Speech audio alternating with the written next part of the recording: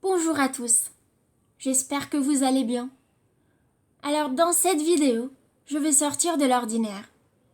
Je ne vais vous présenter ni de vocabulaire, ni de grammaire, ni d'astuces pour parler comme un français. Je vais vous faire voyager avec moi au pays que j'adore, qui me fait rêver, la France. Quand on apprend une langue, il est à mon avis impératif de s'intéresser au pays dans lequel on parle la langue, à sa culture et à son histoire. Alors dans cet épisode, je vais vous faire découvrir quelques notions de culture que vous devez absolument connaître à propos de ce pays. Allez-y, on y va!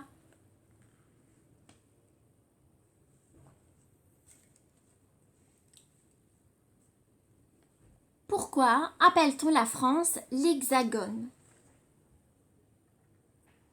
Réfléchissez un petit peu.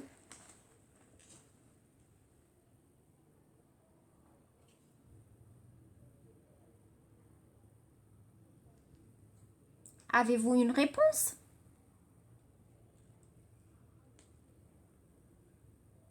Eh bien, je vous donne la mienne. D'abord, je vais vous rappeler ce qu'est un hexagone. Il s'agit d'un polygone possédant 6 côtés et 6 sommets.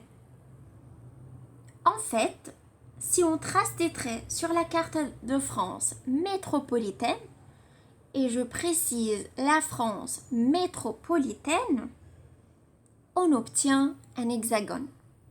Voilà pourquoi la France est connue sous ce nom.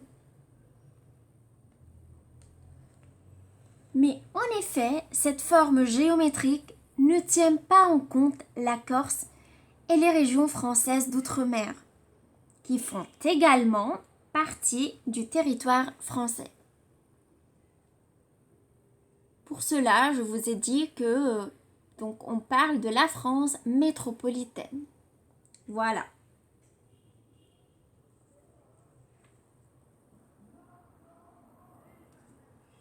Vous devez certainement savoir que la langue de la République est le français.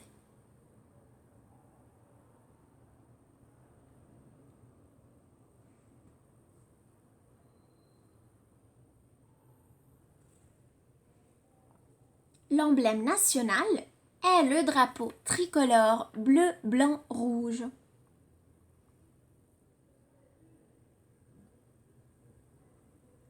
Il est né sous la Révolution qui a eu lieu en 1789.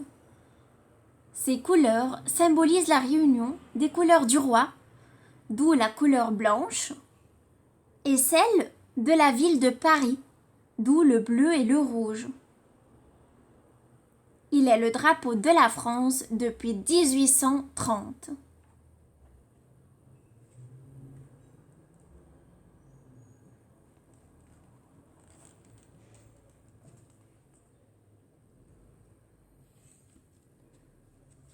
La devise de la République.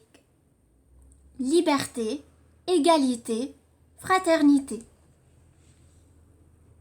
Cette devise a une origine révolutionnaire. Je ne vais pas rentrer dans les détails, mais vous devez savoir que cette devise est encore en vigueur aujourd'hui.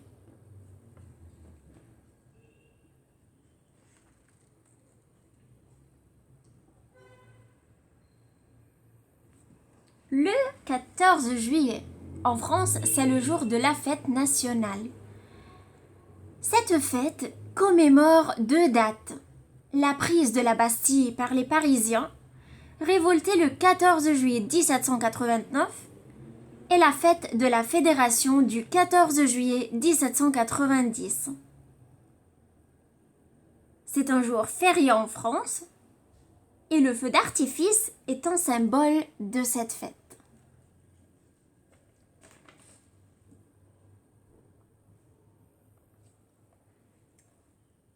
Et enfin, la Marseillaise.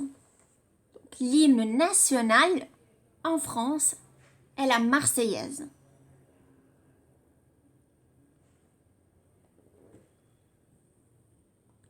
Rouget de Lille, un officier en garnison à Strasbourg, compose le chant de guerre pour l'armée du Rhin, pour les armées qui partent en guerre contre l'Autriche.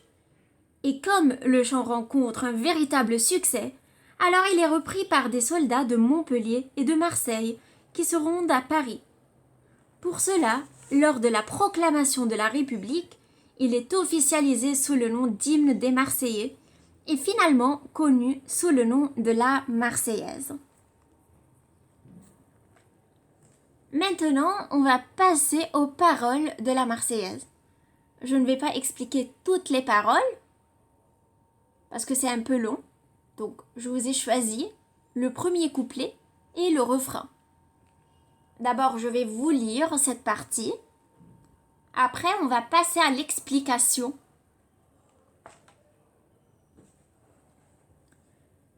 Allons, enfants de la patrie, le jour de gloire est arrivé. Contre nous de la tyrannie, l'étendard sanglant est levé. Entendez-vous dans les campagnes mugir ces féroces soldats? Ils viennent jusque dans vos bras, égorger vos fils, vos compagnes. Donc je vais passer à l'explication de ces paroles. Allons, enfants de la patrie. Donc on est en train de dire allez-y, allez les enfants de la patrie. La patrie, c'est le pays auquel on appartient. Donc on est en train de s'adresser aux Français. Le jour de gloire est arrivé. La victoire est arrivée. Le jour de la victoire est arrivé. On espère bien gagner. Contre nous de la tyrannie. La tyrannie, c'est la dictature. Ça vient du mot tyran. Le tyran, c'est le dictateur. L'étendard sanglant est levé. L'étendard, c'est le drapeau de l'ennemi. Ici, il s'agit du drapeau de l'ennemi. Sanglant, il est couvert de sang. Il est couvert par le sang des Français. Donc ce drapeau couvert de sang est levé. Entendez-vous dans les campagnes mugir ces féroces soldats?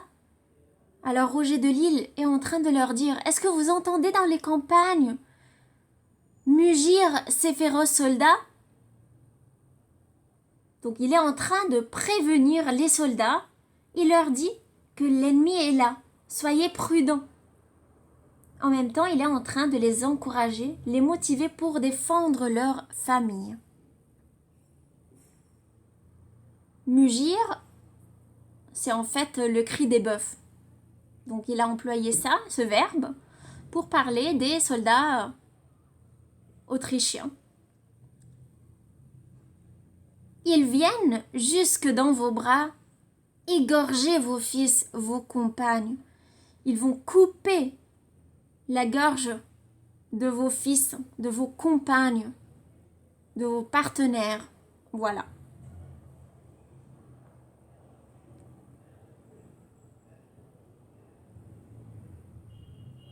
Maintenant, je passe au refrain.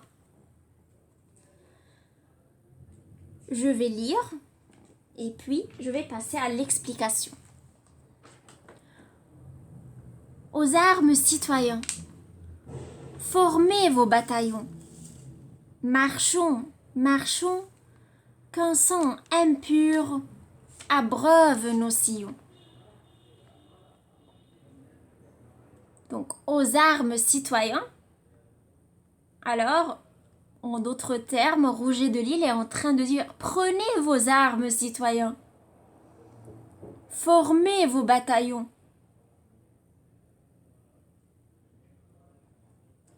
Marchons, marchons. Qu'un sang impur, donc ici le sang impur, il s'agit du sang des Autrichiens, des ennemis, abreuve nos sillons. Donc les batailles se faisaient sur les champs des agriculteurs, les sillons. Et abreuve, donc le verbe abreuvoir, c'est boire. Donc il veut que le sang impur passe dans les sillons, soit absorbé par les sillons, le sang impur des ennemis. Donc il est en train quelque part d'encourager les soldats à faire la bataille, à gagner. Il les motive, il les encourage. Voilà. Donc je vous invite à chercher sur YouTube l'hymne national français et de retenir les paroles avec le chant, avec le rythme. Merci d'avoir regardé cette vidéo. N'oubliez pas de vous abonner à la chaîne